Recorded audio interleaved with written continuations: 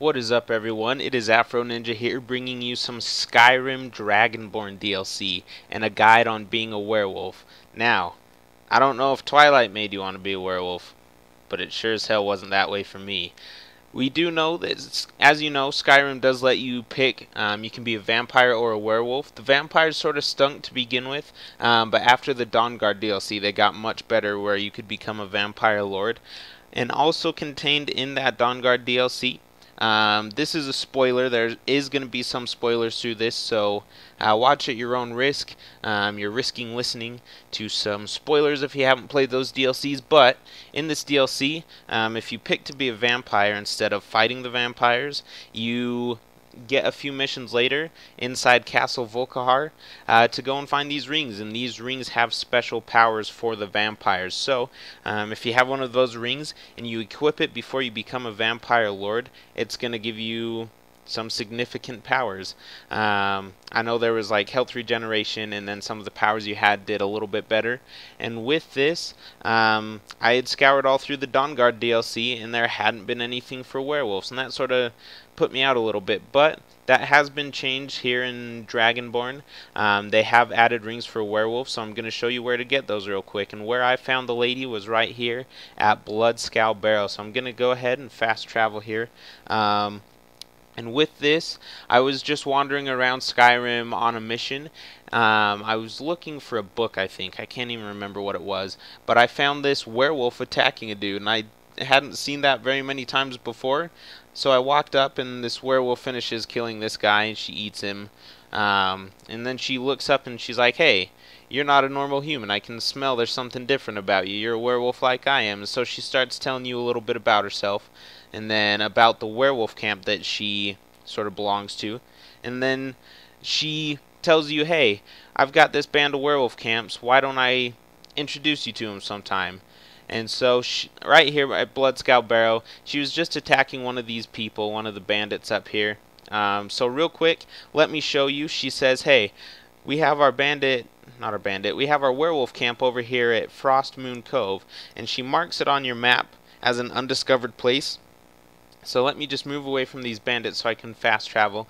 And right here, I'll pull it up on the map. If you look, this is Bloodscowl Barrow. It's right in sort of the middle left side of Solstheim.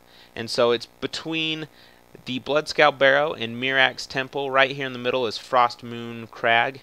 And right there is where she tells you about that werewolf camp. So, she says, "Hey, just stop by sometime and I'll introduce you to all of my werewolf hunting friends." And so let's head on over there, because this is where you find those rings. One of the werewolf leaders there has it for you to buy.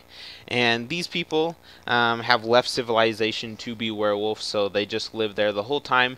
They don't travel, so you can always find them there at Frostmoon Crag. And this guy will always have the rings for you. And so let's load this up real quick, and then I'll show you which rings he currently has. And it's the same 4 or 5 rings each time that I've been there. So I don't know if there's different ones or if it's just that selection. So this is Raquel. She's the wolf I ran into. And then here is their leader, Majni. And he has a dialogue option for what do you have to trade. And sometimes they'll have like pieces of animals or skins of animals. But the coolest part he has is these rings. And these rings, I'll read them off to you, let you know what they do. The first ring we have here is the Ring of Instinct. Or the Ring of Bloodlust, and while you're in beast form, your attacks do 50% more damage, but you take 50% more damage, so it's sort of a give and take. You're going to have a higher damage output, but you get shot and killed easier. Not the greatest ring in my opinion. I haven't purchased that one. And then the next one is the Ring of Instinct. When you enter beast form, the world around you seems to slow for 20 seconds. And this is helpful when you're approaching people that have already seen you and you're trying to take them out and they're shooting arrows. It'll stop and you can dodge those arrows. It slows. The next ring we have is the Ring of the Hunt.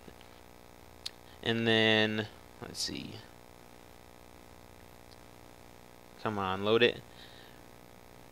But the Ring of Instinct is very helpful. It slows the world down. Ring of the Hunt, while in beast form, your health regenerates. Now this one costs the most at 7,000, but this one is by far the most helpful because your health doesn't naturally regenerate as a werewolf. So buying this one, that's the one ring I have bought from him so far. It definitely helps out when you transform into a werewolf, even though you can feed off animals and people. But when you're in the middle of the battle, that's sort of hard to do, to feed and keep that health, because you're just going to get shot and hit, and they're just going to keep taking health from you. And the last one is the Ring of the Moon. Increase the duration of howls by 25%. For some howls, this isn't very effective, and I'll go through and show you this in just a minute. The howl I use summons 2 more werewolves to fight with you, and they fight until they die, so that ring wouldn't be very helpful. So real quick, I'm just going to see if I can demonstrate, find some bandits, and show you how these rings actually work. I do go into the wrong menu here, but in the apparel, in the regular Skyrim game, before anything, you had a ring you could find called the Ring of Hearsing, which allowed you to transform into a werewolf multiple times a day. If you want to see another video on that, let me know down in the comments, and I can go back and show you where that is. So real quick, I'm just going to transform into a werewolf and show you guys, see if I can show you guys the powers of these rings. The one ring I do have, which is the regeneration.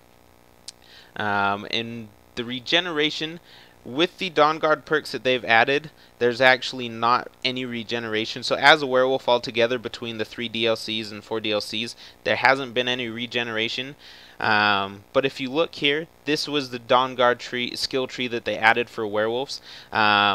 My werewolf does 100% more damage from the bestial strength, which is very helpful because slapping higher level characters with your power attacks do much more damage. You have the animal vigor, which gives you 100 points bonus health and stamina while in beast form.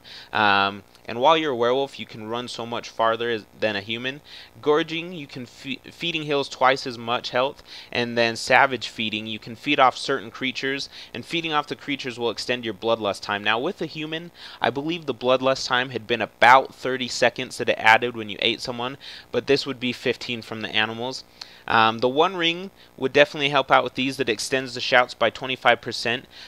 This howl lets you, it reveals characters and if they're in combat or not. So that would definitely last longer, which helps out in caves, especially the beginning. If there's bandit camps in the cave, you can definitely see where everyone is for a longer duration, and if they're actively looking for you or if they're fighting. That way you can just be aware of your surroundings as a werewolf and know what's going on where. And then the next shout we have on here is the savage, or actually not the savage feeding. The next one that would be on here is the Werewolf Howl of Terror, affects higher level creatures. And that means if you were a werewolf before, you could shout and people would run away. And this will just make it so you can shout at higher level people and they'll run away. And then the next perk, you can summon ice wolves. Before, you could only summon regular wolves as a werewolf. So in the Dawnguard DLC, they've expanded it now. So with this perk, you could summon ice wolves. But the one that I'm using that is not affected by the 20% ring is the Totem of the Moon, which is this perk. I can now summon werewolves. And these 2 werewolves are very powerful, and they're very excellent at helping fight. So real quick, I'm just going to go demonstrate these rings. I was having some sort of trouble here with the menu. I didn't know what I was doing, but real quick, we're going to find some bandits. I'm going to show you the health regeneration properties, and they definitely do help because, again, as a werewolf, you don't have health regeneration when you've transformed. So every arrow, every blow that hits you is going to take health, and you're going to stay damaged until you can eat someone. Now, eating someone takes a little bit of time, and you're still vulnerable. You can still be attacked. So it's sort of a hard thing to eat someone while in the middle of combat. That's why I definitely love this ring. Even though it does cost $7,000, it's probably the best werewolf ring you'll find. And it looks like we have a small bandit camp over here, so I'm going to go check this out and see. Thank you, game, for giving me a burning log. I need people to fight, not burning logs. Okay, something just spawned behind me. And then this is the werewolves. So you see here it summons 2 werewolves. They are spectral, and they are very powerful. And they fight until they die. So the one ring that would increase your howl duration by 25%. Doesn't really apply to them. And that was it for your werewolf guide. Remember to keep it here on the Community Hunter channel for more videos like this. Afro Ninja signing out.